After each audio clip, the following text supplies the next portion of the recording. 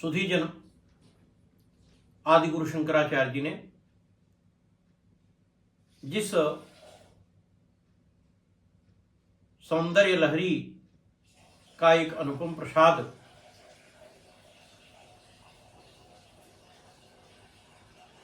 जगत के उद्धार की दृष्टि से हम सबको समर्पित किया है, वह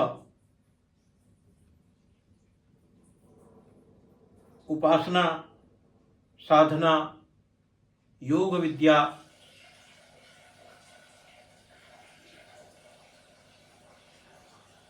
से पूर्णतया अभिमंडित है।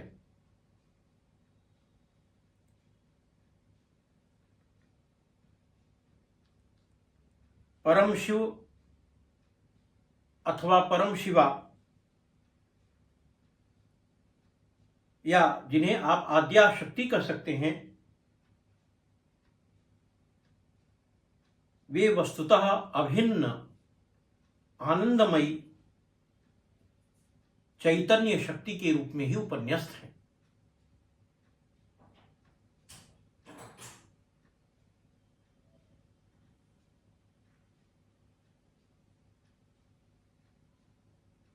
तत्वज्ञान की दृष्टि से अगर देखा जाए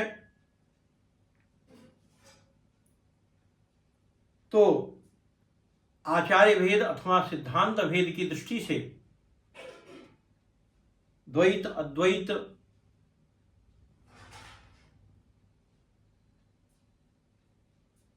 द्वैताद्वैत, शुद्धाद्वैत, अचिंत्य भेदाभेदवाद आदि शाखाओं में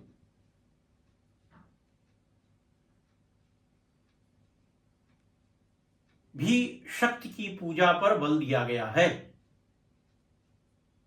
और यह शक्ति पूजा भिन्न भिन्न सिद्धांतों पर आधारित है।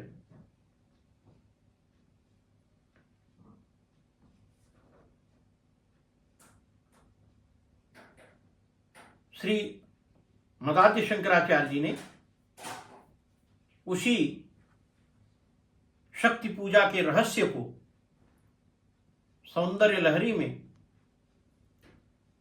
परमाव्यक्त साधना के रूप में प्रतिष्ठित किया है। सज्जनों, आज मैं सौंदर्य लहरी के उसी 66वें श्लोक को आपके समक्ष परोसने जा रहा हूं। श्लोक कुछ इस प्रकार है। विपंच्या गायन्ति विविधमवदानं पशुपते त्वयारब्धे वक्तुं चलितशिरसा साधुवचने त्वदीयैर्माधुर्यैरपलपिततन्त्रीकलरवां निजां वीणां वाणी निचूलयति चौलेन निभृतम्। भाइयों बहनों, इस श्लोक का जो शाब्दिक भावार्थ है वह यह है कि हे मां राजराजेश्वरी महात्रिपुर सुंदरी भगवती पार्वती,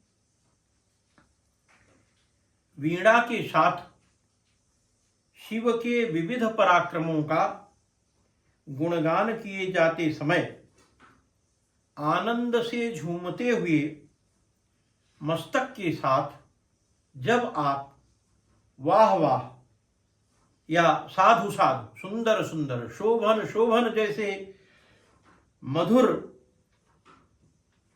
रसपूर्ण उक्तियों को बोलना आरंभ करती हैं, तो उस समय आपके शब्द माधुर्य से जिसकी आवाज छिपसी गई है ऐसी अपनी वीणा को सरस्वती मां चुपचाप अपने शुभ्र अंचल में, शुभ्र वस्त्र में छिपा लेती हैं। सज्जनों, यह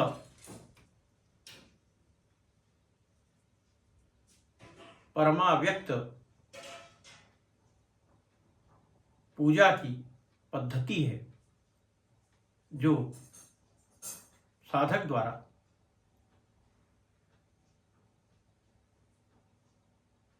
ध्यान केंद्रित करके ही अनुभूत किया जा सकता है।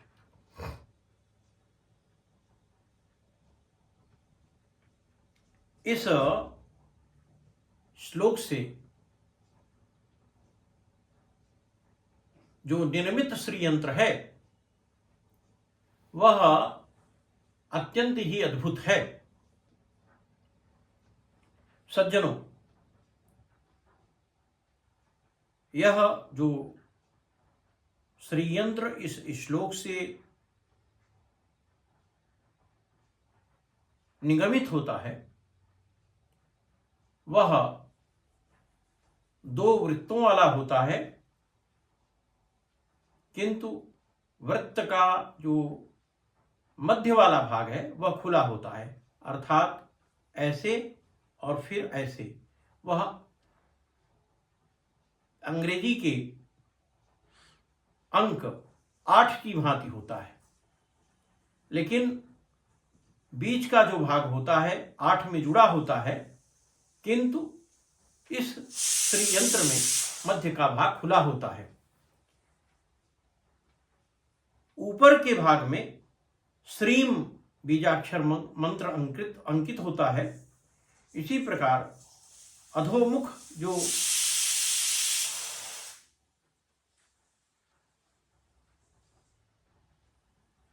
मुख खुला हुआ वृत्त है उसमें श्रीम श्रीम 2 बार इस बीजाक्षर मंत्र का प्रयोग किया जाता है। सज्जनों, यदि इस श्री यंत्र को स्वर्णपत्र पर अभिलिखित करके और इस श्री यंत्र को गुलगुला गुड़ के पकवान का भोग लगा करके नैवेद्य, धूप दीप नैवेद्य से इसका पूजन किया जाए, प्राण प्रतिष्ठित किया जाए और इस श्लोक अर्थात इस मंत्र का 1001 बार पारायण किया जाए तो संगीत विद्या की सिद्धि हो जाती है। साथ ही साथ साधक के वाणी में माधुर्य घुल जाता है, अर्थात उसकी वाणी मिश्री सी हो जाती है। इतना ही नहीं, साधक के रोगों का भी निवारण हो जाता है।